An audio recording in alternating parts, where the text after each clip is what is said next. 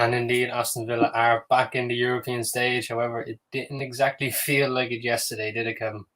Absolutely not. Absolutely not. Welcome, everybody, to Villa Park Podcast. A bit more negative than we thought it was going to be. But yeah, we'll get through it all, won't we, Mark? We'll talk about it all. Absolutely. And please, everyone, get your comments in. Give us your general thoughts. Ask any questions at all. Myself and Kevin will get them up. And if there's something that you might bring up later on, we'll star it and we'll bring it up. So, Kevin, first things first, how are you feeling after yesterday's game? Are we calmed down or are we still angry? I'm pragmatic about it, Mark, because it's one game. To be fair, it's like, I know the first half wasn't great, but it wasn't anywhere near as bad as that second 45 minutes. And listen, any team can get battered.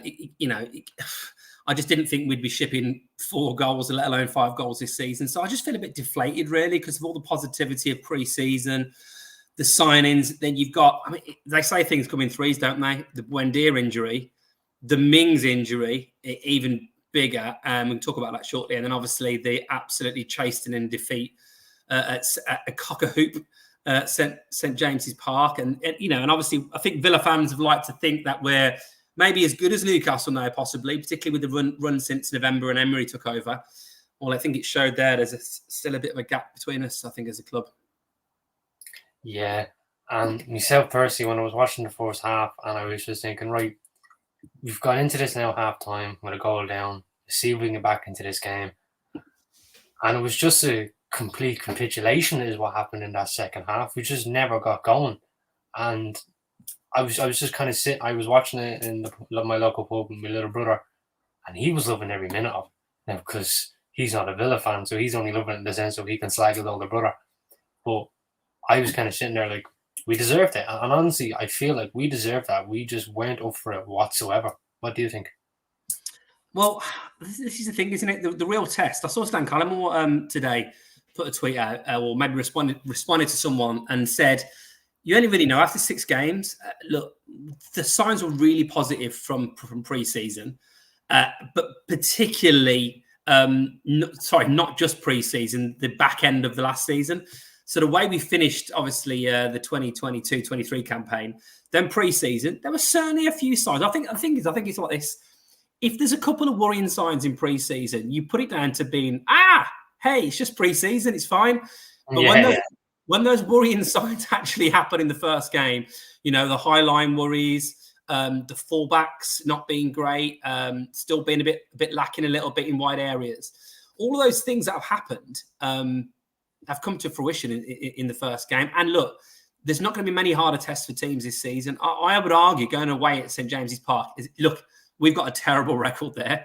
The last time we won there in the league, other than the last time we beat 11 men there, that if you heard that stat in the game, was like 1989. A long time. But I think for anybody in this league, I think St James's Park, with the atmosphere there, is going to be as hard as going to Man City or Anfield or something. So, but yeah, I wouldn't say they weren't up for it. I don't think it's designed. I think they're probably not as fit as Newcastle. Newcastle looked a lot fitter. I think the heads dropped a little bit, particularly second half. But I just think Newcastle were at us. And there's some days when you've got to appreciate that when a team's on it, they're on it. It really highlighted for me, though, their attacking threat. Players that you wouldn't have even thought, but I would die to have Almiron in our team. I thought he was brilliant. Relentless. You got Almiron, you got Barnes, you got Joe Linton. Tonali was even getting forward himself. Tonali, obviously, you're bringing on Callum Wilson. You know he's going to score. Isak's absolute quality player. But I'm talking about players. We were linked with Barnes, and Diaby looks great. Come on to him as well. But Almiron firing forward, Trippier firing forward, Isak. They just had too much for us. We got absolutely overrun. And everyone let us know in the comments what you think about this. Emery's stubbornness, perhaps, keeping with the high line. Dangerous game. Yeah, well, look, it's only the first game of the season, and I know Sam put it into the group chat. Emery said he's not going to change his ways. A bit stubborn. But it's only the first game of the season. Just because we've had one bad game where someone has exposed the high line, that just didn't work. And that's only because maybe of, it was the first game of the season, the atmosphere. But I personally would bring it down to Pau Torres. He's not used to that high line just yet. And, he was with Villarreal in a team that sits deep, playing out from the back and, getting possession from there, where he just wasn't used to that high line. Because I've noticed how Cash, Digne, Konza, they were straight up. Pau Torres wasn't that quick to get up because he's not exactly used to that just yet, where the difference there with Mings, the all and be up, maybe you're talking about 2 or 3 of them goals might never have happened, but that's football. It's what if, buts, and maybes. So, what do you think of all that? I honestly think I don't think it's necessarily a Torres issue. I think any team that have played the high line like we've played it, you change any team, any centre half comes into that team for Konza or Mings, they're not going to be used to it. Torres isn't as quick as Mings. I think Mings' pace sometimes gets overlooked. Actually, I saw Dan Bardell talking about this, saying like one of the main reasons high line works is because of Mings, and I totally agree with him. I think Mings it's a massive, massive loss. But whether you're talking Torres, whether you're talking any other centre half, Johnny Evans or whoever else, or even a young centre half, I think that they struggle to get used to it. Mark, shall I just go through a few of the comments? Because obviously there's a lot. Absolutely, because we kind of got ourselves carried away because we're all a bit upset about yesterday, but we'll get through all your comments, so we'll go away. Yeah. Okay, yeah, just a quick one as well, guys. If you're not already, please give us a like, helps other people find the channel. So if you haven't already done it on the way in, give us a like. So there's a few hellos from a few people, from Martin and from Peter. Everyone's wishing each other a good evening, so still feeling quite positive. First one is a Geordie Toon for life. So strap yourselves in, Villa fans. Evening, lads. Not here to gloat. Just wondered if you had any news on Mings. I hate seeing players getting seriously hurt. Well, first of all, congratulations. What a performance from you lot. I thought you did absolutely brilliant, and I think you'll be grand this season. I think you could win a trophy if you keep that level of performance up. And to answer the question, there's no news out of the club yet on Mings. I think a few Villa fans have got a theory that means it's maybe more worrying, but I don't know. Maybe they're going to wait until Monday to do the scan. So maybe that's a positive that they didn't do it straight away. But we're all keeping our fingers crossed that it's not what everybody seems to think it is, which is an ACL. So, yeah, no news yet. Peter says, my question is, why us? Yeah. Do you mean with the injuries? Do you mean with playing Newcastle away? I know, a lot of positives. Duncan, hi, Dunk. Was Dyer, let's be honest, tactics all wrong. Cash and Bailey need replacing. I said Cash and Bailey sounds like a really crap ITV detective duo. And I think they played like it as well. Like the Gerrard era, you never play with max of 2 centre-backs. Only bright point this week will be the Zaniolo signing, hopefully. Gary said, put your hats on, tin hats, boys. Going to be some flack coming in from us Villa fans. Absolutely. Timon, hi, Timon. Hey, everyone. Hope we're doing not so bad after that disaster. Well, trying to be pragmatic here, aren't we? And not get too carried away.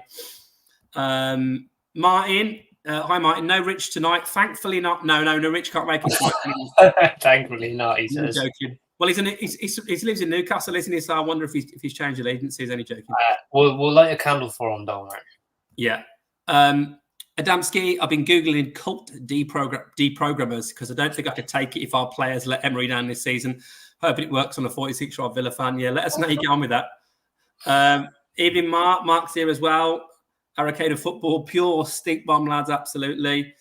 Gary, the result is not so concerning. Stems from Mings' injury. What's concerning is our centre-backs now aren't up to it. That Mings in there. So let's talk about the Mings and what's going to happen in centre-backs in Martin. Yeah, so obviously there he is. Unfortunately, doesn't look too comfortable. You could tell by his face and the reaction. I've even seen a video on Twitter how he was just head on the ground. He's hitting the ground with one leg, one hand.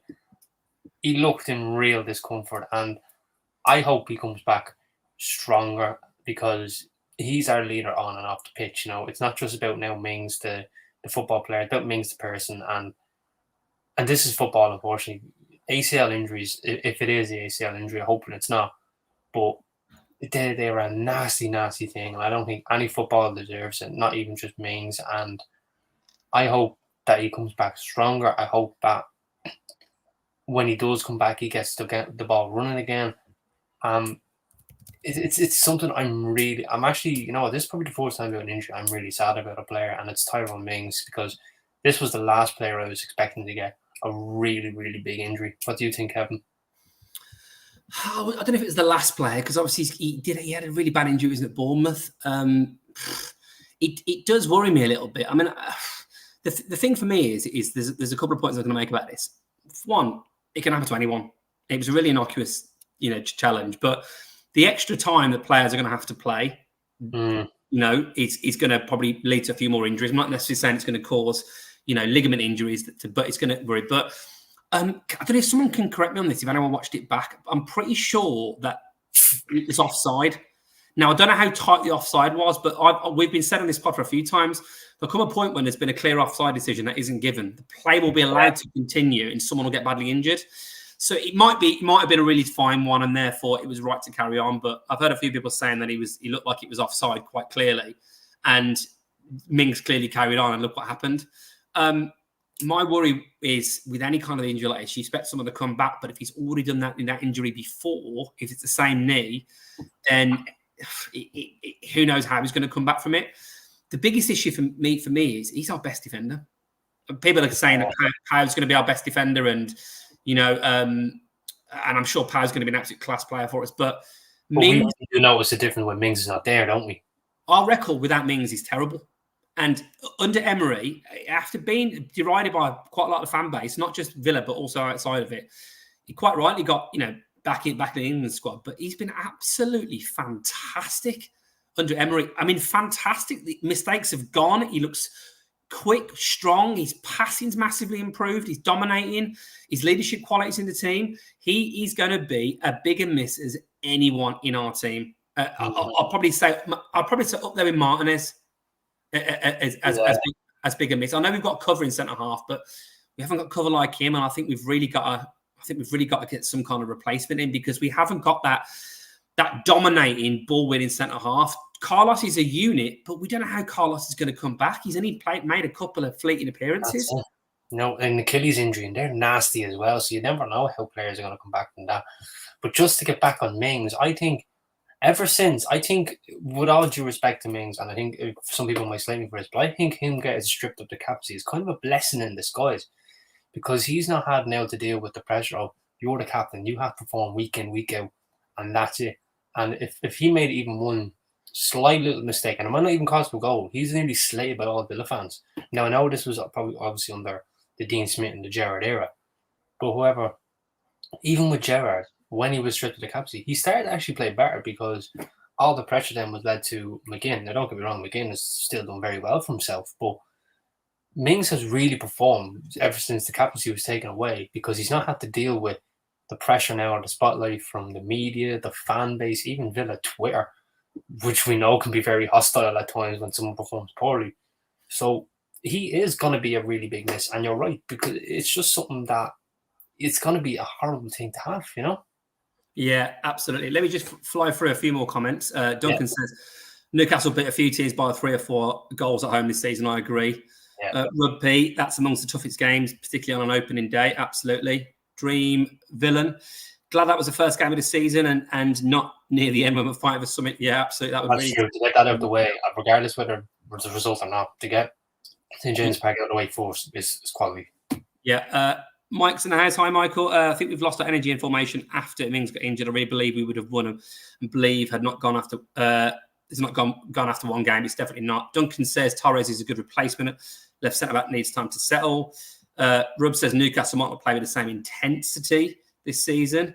Matt C. Hi, Matt says result was a real wound, but I can live with it.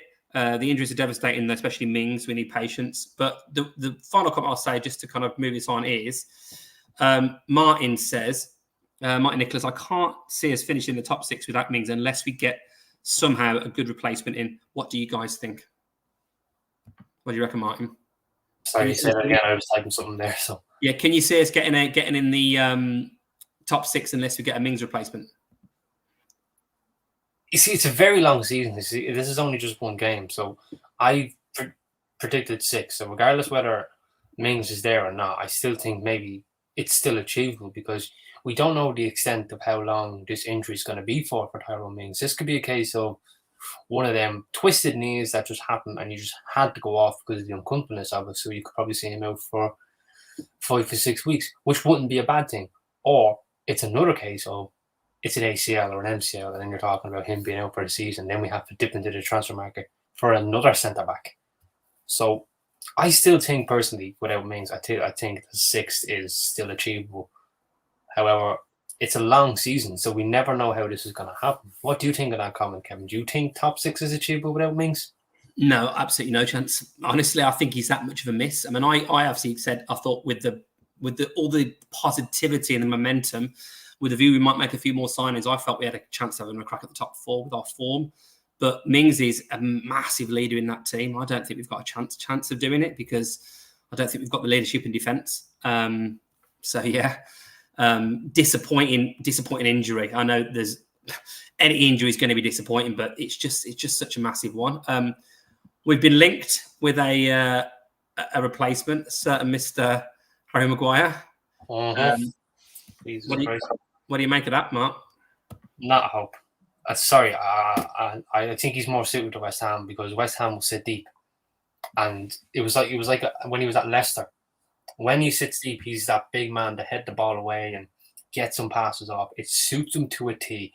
And the fact that we play a high line, the fact that Man United also play a high line, he gets exposed because he just does not have the pace. And that's with all due respect to Maguire. I think there's a good player in there, Maguire, but only if he's playing in a team that sits deep, that catches on the counter, and Maguire looks like a brilliant centre-half.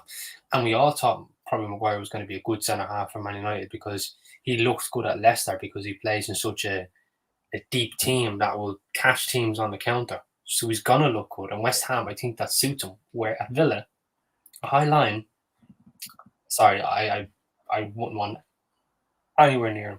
That's just my take on it. Yeah, Sharik said there's a high line and there's a ridiculously high line, which I totally agree with. And Sharik made another good comment, I thought, here. Hi, Sharik. Said people dismissed the number of goals yesterday conceded by saying it's only pre-season. But, people dismissed the number of goals conceded by saying it's only pre-season, but it was exactly the same, if not worse, yesterday. Major problems, not just a one-off. Yeah, there's obviously been a few comments about high line. So I don't know if you want to just go jump through those, Mark. Yeah, so obviously since we're seeing a lot of high line, we'll get into that. The high line. So is this now? I know this was only the first game of the season, Kevin, where Newcastle exposed it really, really well. So obviously they've done their homework. Villa play a high line, so when we're passing the ball, just be a yard back because it makes all the difference because players, they're quick. So you notice the difference when defenders going in and the attacker's gone, you're not catching them. And Newcastle had done that really, really well. They exposed us really well. I think a lot of teams are going to look at that and go, you know what? Newcastle have done their homework. We should do our homework now and expose this high line. Now, I know Emery's going to be stubborn and sticking to what he does, but if it say it's like 2 or 3 weeks down the line and teams have really started to expose this high line, you might want to have a look at changing it. What about you? I just think it's mental to not change it yesterday when we were getting hurt by it so much to keep going, particularly when we lost Mings. I mean, I admire in some ways the belief in your system and the way you want to play. I admire sticking to the plan that and let's be clear with Emery, he's been a very successful manager and he's been very successful for us. So I think we have to give him the benefit of the doubt. But yesterday, I think he should have changed it. I think we should have just stepped back 20 yards because, I mean, let's be clear. I tried to look at some of the positives and say, you know what, if Cash had not missed that chance, he should have scored. If Watkins Watkins as well, yeah. Yeah, but then the other side of me saying they missed lots of chances. Martin has made a couple of good saves, and you know what? If we'd have scored all our chances, we might have managed to just about get 3 or 4 goals out of it. They might have got 13. So it's a real worry. I mean, it's not the only show in town, is it? And a few of the comments have said this, but there's a few teams been playing that high line. I think it can be a really, really successful thing. But as Peter says, has this offside rule changing killed the high line? What do you reckon, Mark? Yeah, I think it's definitely killed it quite a lot because you see now where teams are starting to cop on with this new rule and with the high line. It's going to kill the high line now. A lot of teams probably won't be able to play a high line. Like Chelsea, for example, today, they didn't exactly play a high line, and they got lucky with the call for Mo Salah being offside. And then on the other end, Liverpool didn't play a high line, and they got lucky with a call for Ben Chilwell being offside. So that's probably the difference. That right, let's not play a high line. Let's hold our line, and if they get caught offside, it can always go to VAR, or the referee will put the flag up anyway. So I think this has killed the high line, and that's for sure, because like I said, if it's going to be the case where Emery sticks to this high line and he's doing it for 2 to 3 weeks, he might want to have a look at changing it because of the new rule. Yeah. Rich has popped up. Sorry, I can't join. Was at the game yesterday. Starting lineup was wrong. Lacked pace, heart, and desire, which is a minimum unit at St James's Park. Worried about Kamara, not been impressed. What did you think? Let's talk about the concerns. And so clearly, we've talked about Mings, talked about the high line. What were your other concerns? We'll come on to Bailey, by the way, because there's been a few comments about Bailey. But let's talk about Kamara. Yeah, Kamara really wasn't up for it. He wasn't as usual himself. But it's not just him. I think everyone was poor. Like, I can't point the finger at anyone and go, you know what? He done himself justice. He done himself justice. I just think everyone was poor. And yeah, but obviously getting back on Kamara, he wasn't as usual himself. He was getting pressed a lot. And normally he's quite calm and composed. Is it the St. James's atmosphere where, you know, you're literally surrounded by Newcastle fans because the way they work their away section is that you're all the way up here? Has that got a factor to do with it for us doing so poorly? But I just think Kamara really wasn't onto it. Physically, he looked outbeat. You know, he was pushed off the ball quite a lot. So it's a bit weird. But Duncan's point here, Aston Villa might be a controversial point. Is Kamara overrated? Well, he had trouble last season, didn't he, at the start of the season? And then he really, when he was fit, he came back. I know he struggled again in the Leicester game. I don't know. I don't think he's as physical as I'd like him to be. You know, Rich makes his point a lot, and I totally agree with him, that our midfield physicality. Our midfield's been brilliant, hasn't it, in the last few months? Absolutely brilliant with energy. Lacks a little bit of physicality. And if Kamara was, I don't know, maybe spent six months on a strict conditioning program in the gym, you know, just people might bounce off him a bit more. But we can all have a bad game. Is he a bit overrated? I don't know. I mean, I still think he's a Rolls Royce of a player, but he looked a bit more like a Nissan Sunny yesterday. No offense to any Nissan Sunny drivers, but hopefully you get the point. He didn't. He got taken just out all the time, didn't he? Like he was getting overrun, he was losing the ball, his passing was off. I don't know what it is with these shirts as well, but they always look like glistening. I don't know if it makes the players look like they're sweating more than they actually are, or whether they are actually really sweating. But either way, then the opponents are going to be thinking they look absolutely exhausted, because it just looks like they're absolutely drenched within like 5-10 minutes. So yeah, and that's what I noticed. I was kind of looking at it going, how are these lads blown out with their steam after 10 minutes? Like, it just didn't make sense to me. Like, were we not up for it? Were we doing too much in the warm-up? Were we doing too much in the training up to the game? None of it. It was just on the day. As soon as the minute it kicked off and they got an early goal, I just thought, this is not going to be our day. And that's exactly what happened. However, I do want to discuss one thing, and that's positives. I think there's only one positive, in my opinion, is that Diaby got a debut goal. And it was a great finish.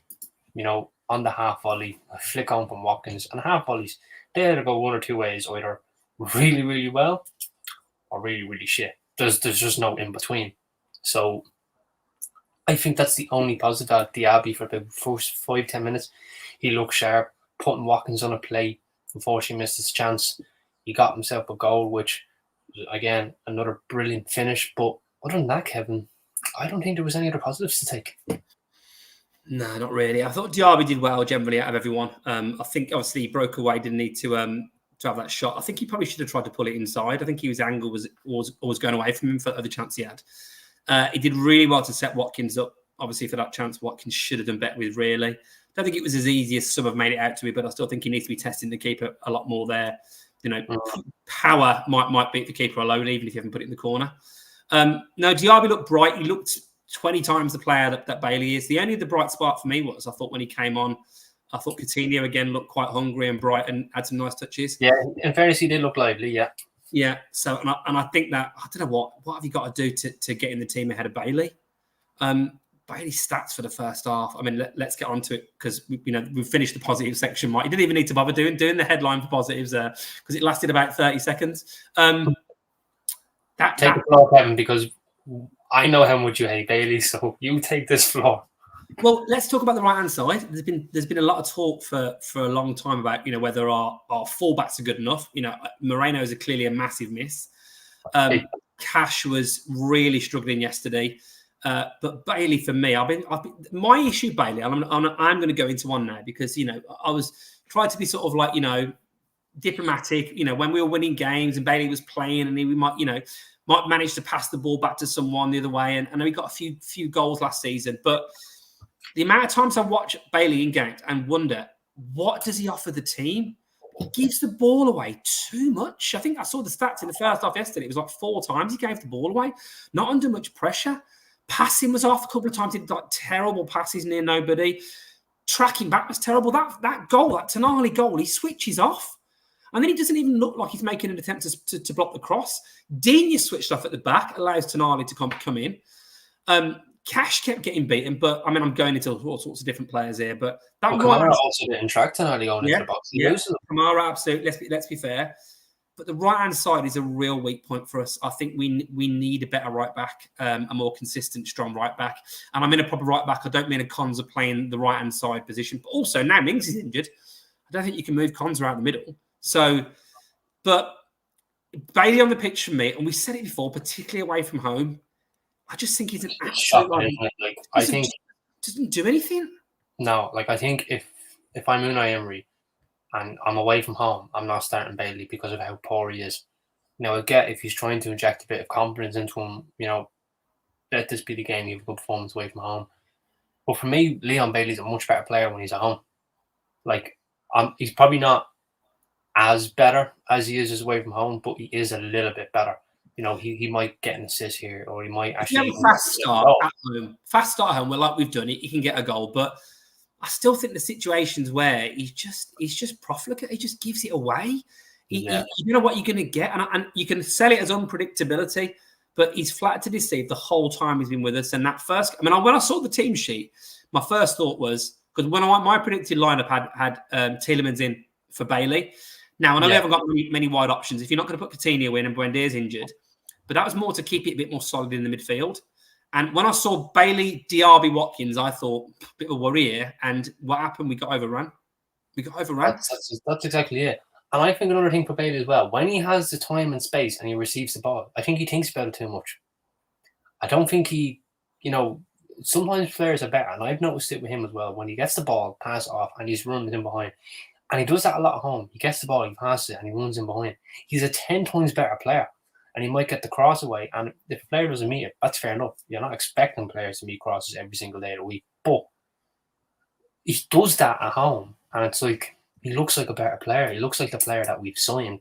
We're away from home. He gets the ball, has too much time to think about it. And it's like doing 4 or 5 step overs. And the fullback's like, yep, thank you. See you later. And he's gone out of the game. And then he doesn't track back. And that's just a frustrating thing for Bailey for me. I don't hate him as much as you do. I just get frustrated in the fact that there's so other things that he can do so much better that I know he can do because I've seen it. I've seen it at home against Bournemouth. He actually played really well, getting the ball, runs in behind. He looked like a 10 times better player.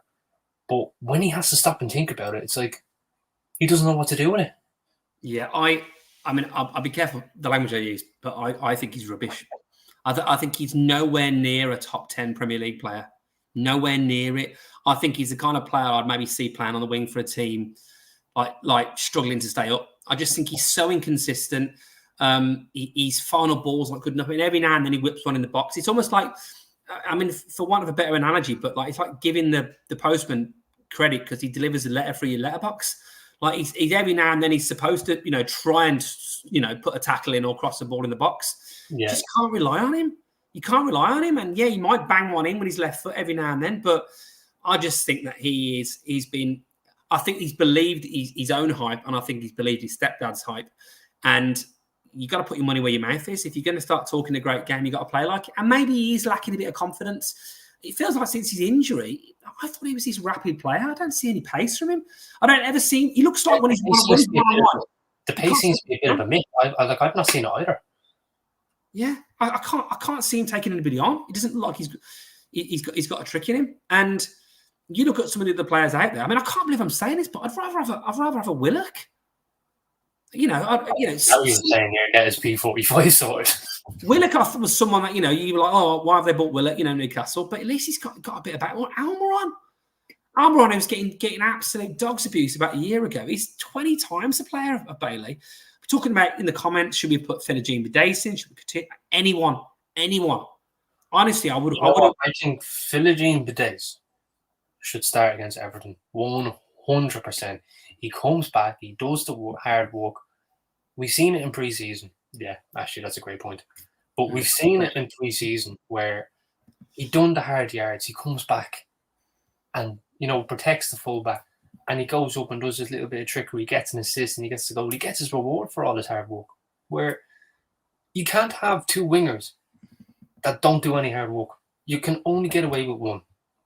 And in my opinion, Diaby is probably the one that would just have to get away with it. Where we need hard workers everywhere. And I'll read that comment there. Sorry, Kevin, can you get that back up? Yeah. Yeah, so obviously you said Bailey is such a lazy player with a Cristiano Ronaldo attitude, can't be arsed to track back, thinks he's the best player in the pitch, obviously doesn't trade as hard you see in the videos. That is probably a great point, and only just backs up what I just said, because he needs to be a bit more hard-working, Bailey, in tracking back. I don't care if the ball's on the other side. If he just tracks back and helps out Digne, it just makes the world of difference. Or he comes back and helps Matty Cash. It makes the world of difference. It just makes it harder for a fullback or a winger to go past the opposition fullback. It's just so frustrating for a player like him. Yeah, it is. I've tried to, because there's been so many comments coming in. Everybody, thanks so much. It's almost too many to read out. So we started a few we'll talk about, and I've tried to pop them up on the screen as we go through.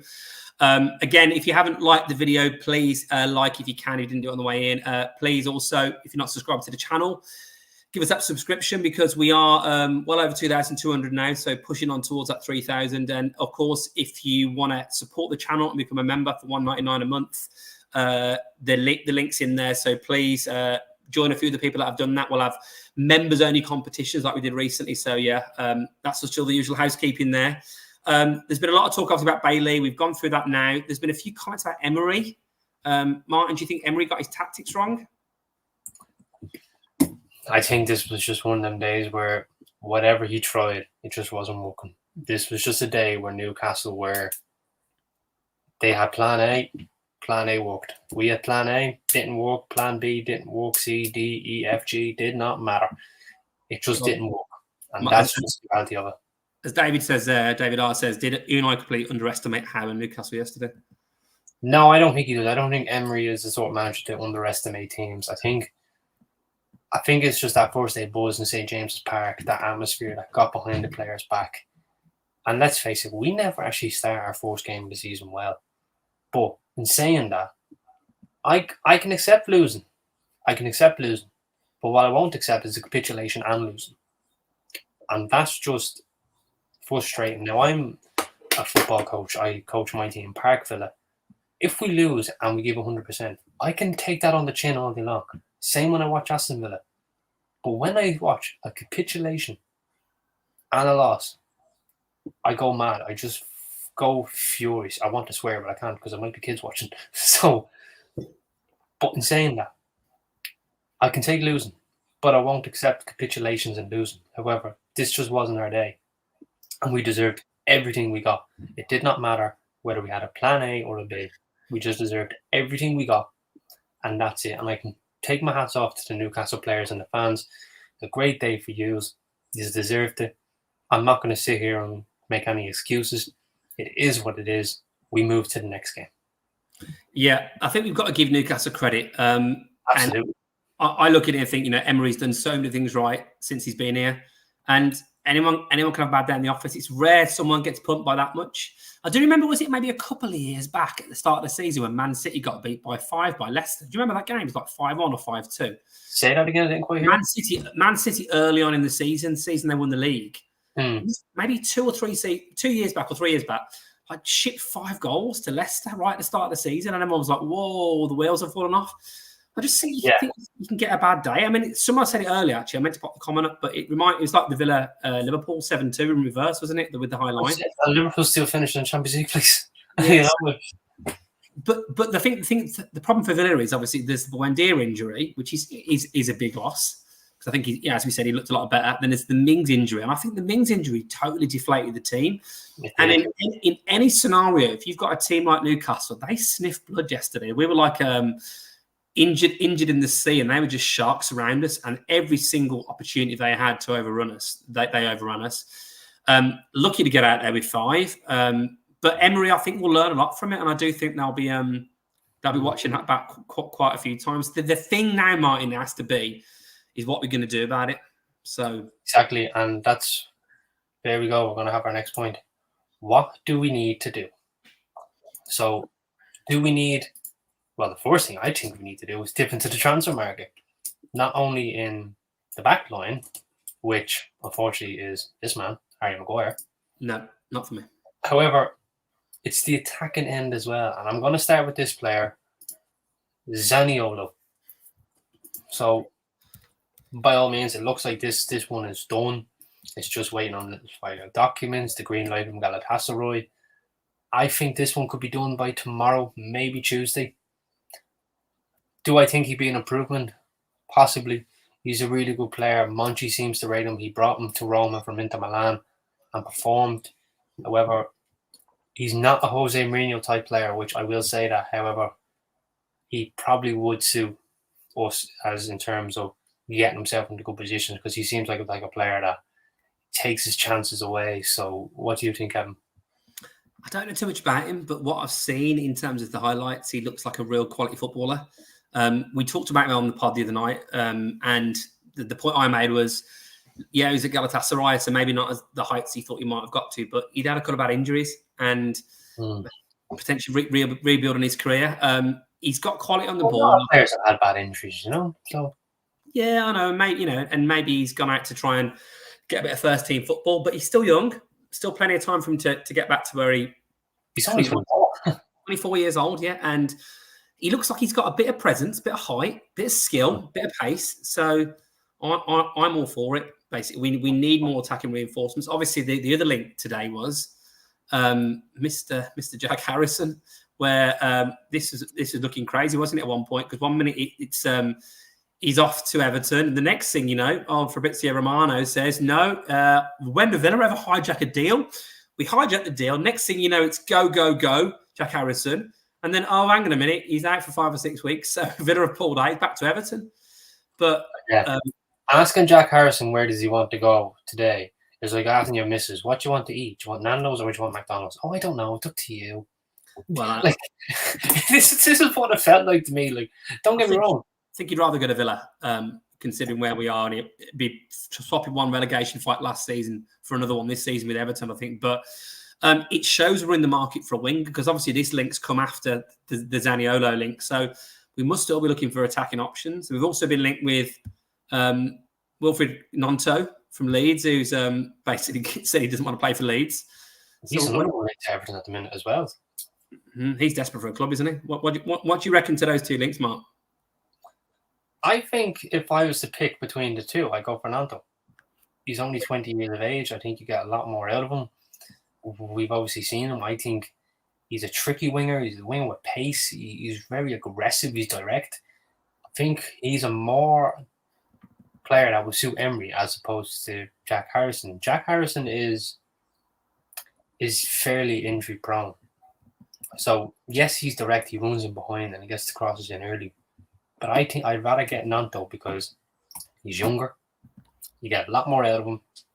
And if he did come and you'd sell him on, you get a bigger price.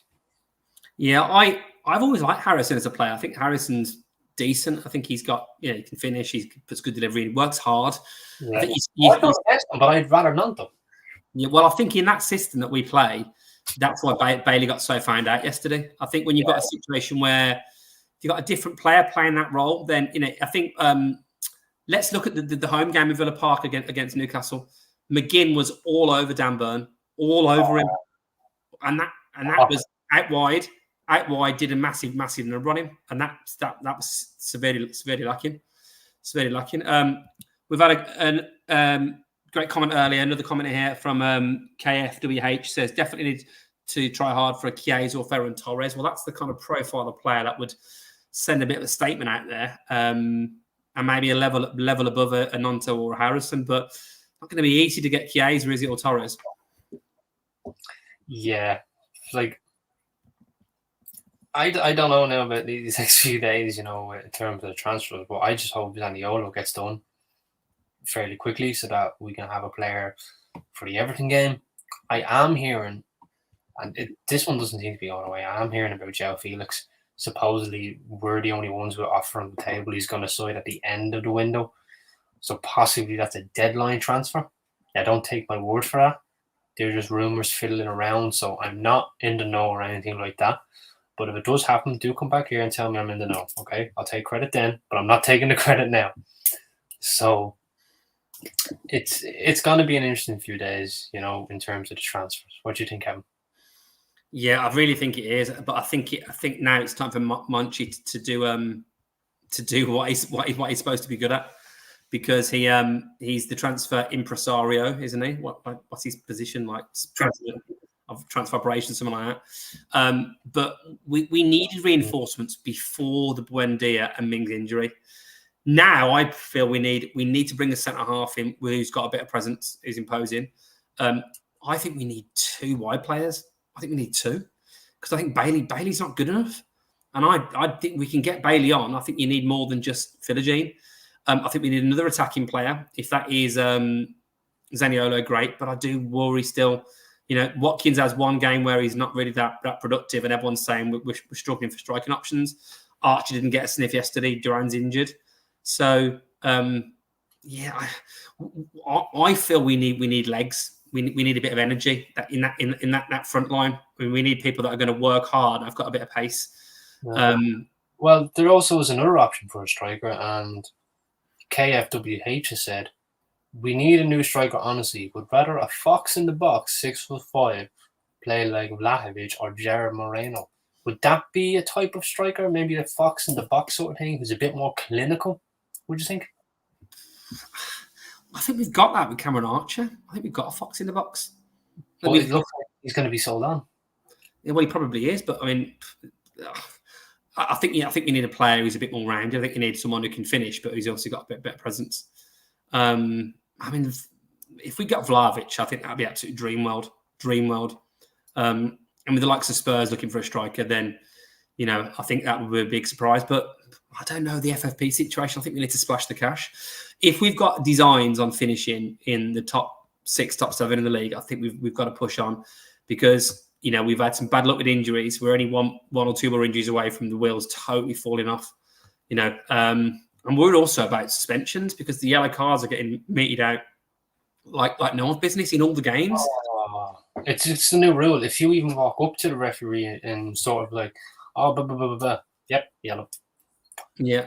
I'm surprised there wasn't more red cards. I think when players cop on that they got the yellow, right, I'm not going near him again, otherwise I'm sent off. Yeah, but look at Luis yesterday. Luis got a yellow card for dissent, wasn't it? And then he couldn't do anything really after that. He couldn't do anything. He's basically had his wings clipped. It's like that. Getting that yellow card now was like your get out of jail free card, right? Here's your card. The next time you do it, you're off. And personally, I think that's right. Now, I come from a very big rugby house. So obviously for us, it's a respect the referee and he's the boss on the pitch and that's it. Now, obviously, I'm a bigger football fan as opposed to the rest of my family, but I would question some referee decision. However, in the way I do it, because I come from a rugby family, that the referee has the final say and that's it, and I won't say anything else. But there's obviously some things where you go, ref, that could have been something there, but That's just from our side of the family thing. So it's right. In fairness, I think it's right. As soon as they start dissenting, yep, yellow card, and if you do it again, you're gone. So hopefully, players, this will stop them from doing any dissent, getting silly yellow cards. Because by the time you build them up, say it's 5, I think it's 5 yellow cards. You miss one game, isn't it? Mm. Yeah. So when you build that up, you're gonna build it up fairly quickly. In the next 5 games, all of a sudden you're up for the 6th one. Yeah. Well, someone's saying, Gary said here, Doku, man of the match today, 9 out of 10 in the goal. Doku looks the real deal. But if Man City have them, so, well, they're interested. So as soon as they're interested, you've got no chance. Yeah. Steve 24/7 said, Guendouzi, anyone? I'd be all over Guendouzi. Energy in midfield. But he lacks the physicality as well. Yeah, maybe. We need someone in there that's just going to be a bit of a bulldozer. Someone like a Thomas Soucek. Yeah. Yeah, I think we've kind of got that with Dendoncker, haven't we? He's a big unit. Yeah, but he's not exactly a starting player like Soucek is. Yeah, I don't know. I think Soucek and Dendoncker aren't that too dissimilar. I think I'd want someone a bit more energy, a bit more pace. I mean, Tonali's looking great. Look at Joe Linton and Tonali yesterday for them. They're savage together. Like, not many managers probably would have copped on to putting Joe Linton in the centre mid like Eddie Howe has. Yeah. There's been a few other comments as well. I know we've kind of moved away from this a little bit, but just to touch on it, a bit more detail. The fullbacks. A few comments about Digne as well. Obviously, we gave Cash a bit of grief earlier, but what did you think about Digne's performance? Digne. You can tell how much we miss Moreno. Someone who bombs up and down. And in fairness, Moreno is actually probably our most physical player in the fullbacks, because he's not afraid to get stuck in to wingers and bomb up and down that pitch. Someone, like you're saying, some bit of physicality, energy. Moreno has that all day long. And I hope, now in fairness, all this training drills and all that we've seen from him in the videos, he's looked really, really good. And hopefully he comes back a lot stronger. What do you think? I hope so. I think we're just lacking, aren't we? We can play a creative formation, and obviously there's been some links to Juan Foyth as well. But whether that's him playing that kind of that right hand side of 3. And then there's Montiel, and there's Kamara.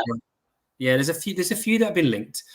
Right now, we've got, if you're playing the 3, well, Mings is now out of the equation, we think, for a significant amount of time. So you're probably playing Carlos, Konza, and Torres. You've got Chambers in as backup, and that's it as backup. And then you're playing, well, if you're playing that formation, then you're probably playing Digne high, or you're playing Torres as the wide one, and then you're playing Cash high. And I don't think Cash and Digne are. Cash was really good pre-season. I think Digne's got good delivery. I don't think either of them are probably good enough now for a top 7, top 8 Premier League team, particularly one with the designs for top 6, top 4. I just don't think they are. I don't think they've got enough. I don't think Cash has probably got enough quality in terms of getting the ball in. And I still think he gets found out positioning too much. Maybe that's from his days of being a winger. And I think Digne's best days are probably behind him now. Yeah. So I think we need quality fullbacks to play this system well. Moreno looks like a massive step up. What was he, 13-14 million quid? Came in and took the role. I mean, he came in a lot earlier than he thought he would have, because obviously Digne, I think, did his shoulder again in the first game, and then he looked like he'd been there for years, Moreno, and that shows the difference. But it's a real weakness, and I think when we have a game like yesterday where Cash was off it, Digne wasn't great, Bailey's off it, and then you got Kamara not playing great. Konza do. I mean, we haven't talked about that, but you can't legislate at 2-1 for Konza to do what he did. And then the game's gone, isn't it? Emery said it himself in his post-match comments. At 3-1, the game was done. At 3-1, it could have been 8-1. It could have been 3-1. It could have been 8-1. Yeah. Couple of points I was going to make as well about some of those offsides looked a bit dodgy for me. I've seen a few of those given before. Burn looked like he was definitely stopping. Clash, wasn't he? Yeah, that looked like it. And I know obviously feel like we're getting the violins out. If that's the other way around, do you think that's given against us? If it was the other way around, we'd take it all day long. They're just the bits of luck that happen to football teams, and that's just the way it is. But I did see one comment here Dream Villain has said we should try and get Laporte. Isn't he another I left? take him 100%. Another left-footed centre back. So, Yeah. but does he have the physicality? I don't know. I think Laporte's quality. Well, look, Do you know what? we tried to play ball playing teams, and Laporte has done it with Man City. And in fairness, Laporte walks into any Premier League team.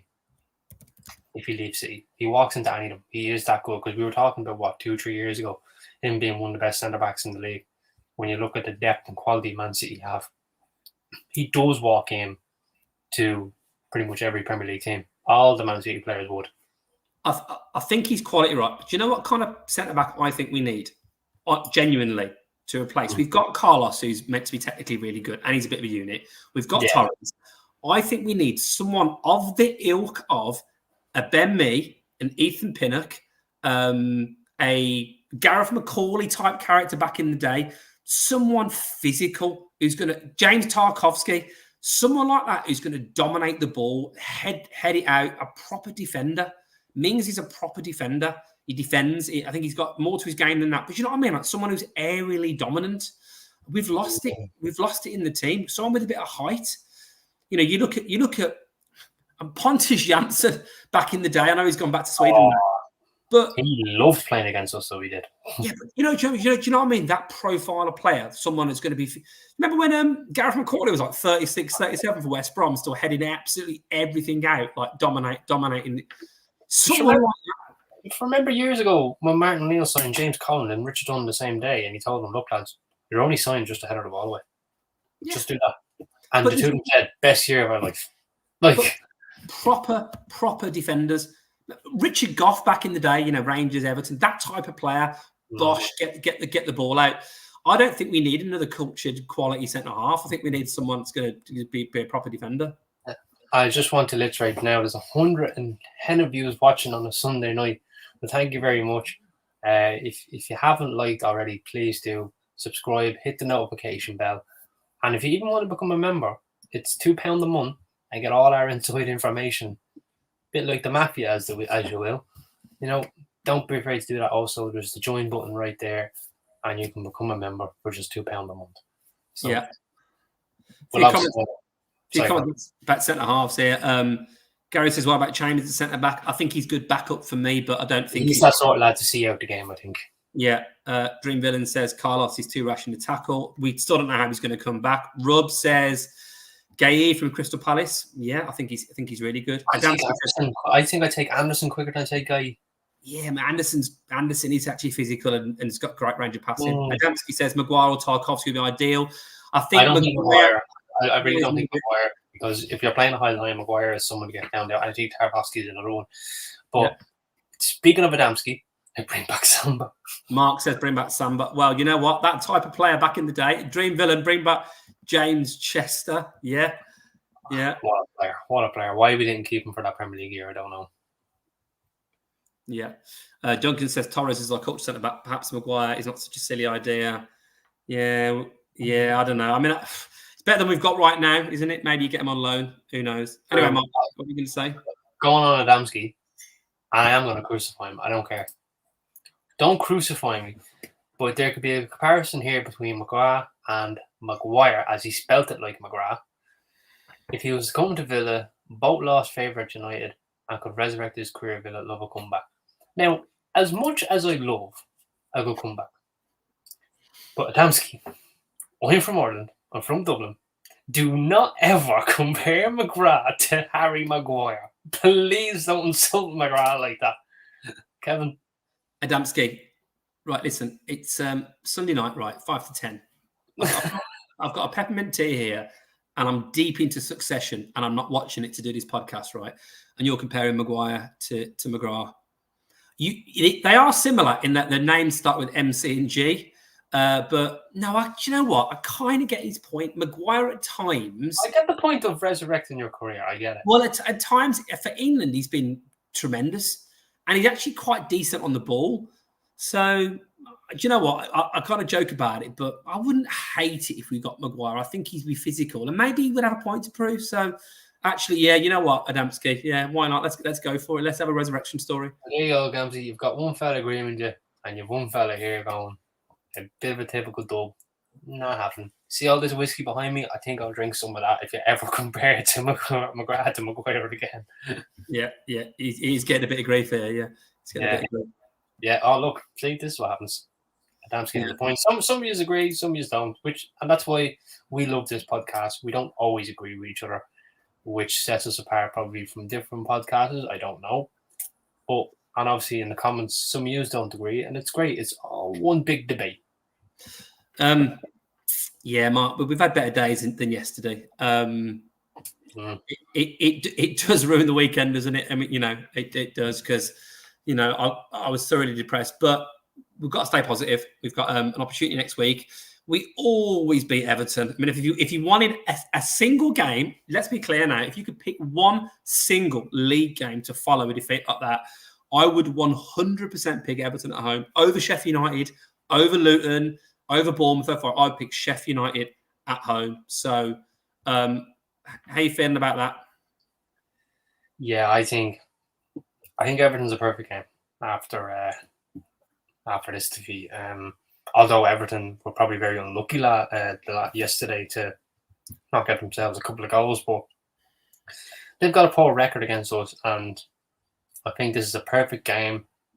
First game at Villa Park. The fans will definitely get behind them, and this is definitely the game for it. And I think I'm going to it, and I know I've put myself out there. I've never seen Villa lose at Villa Park every time I'm over.